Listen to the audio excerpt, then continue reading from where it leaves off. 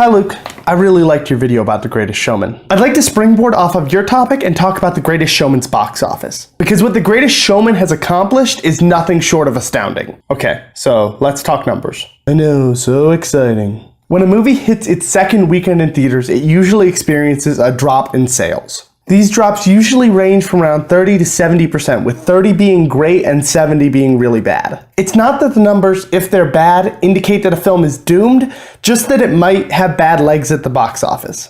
Legs, in case you didn't know, refers to how well a movie does in the long term at the box office. So if a movie has a relatively small decrease in sales percentage weekend to weekend, then it has good legs, and vice versa. A great example of a movie with good legs is Wonder Woman. It had about a 43% drop from its first weekend to its second weekend. But oh boy, that movie didn't have a drop of more than 40% in its next 14 weeks at the box office. Do you know how good that is? For comparison, the box office juggernaut that was The Avengers had plenty of over 40 and over 50% drops in its first couple months of release. Wonder Woman was so good.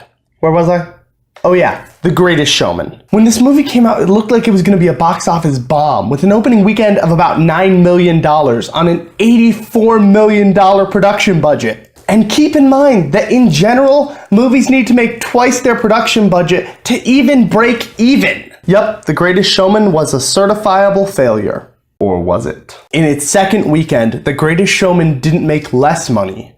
It made more. It had a 76% increase. That is the highest percent increase of any movie released in over 3,000 theaters. The weekend after that, it scored only an 11% drop, and the weekend after that, just 9%. Do you know how great that is? That's all not to mention how well it's done on Christmas, New Year's, and MLK Day, none of which were on the weekend. And because of how well it's doing at the box office, it looks like Hugh Jackman's Little Movie That Could might just be a success. Now, if you'll excuse me, Luke, I've off to see The Greatest Showman with Bernadette, Dominic, and Cecilia, who have not yet seen the movie.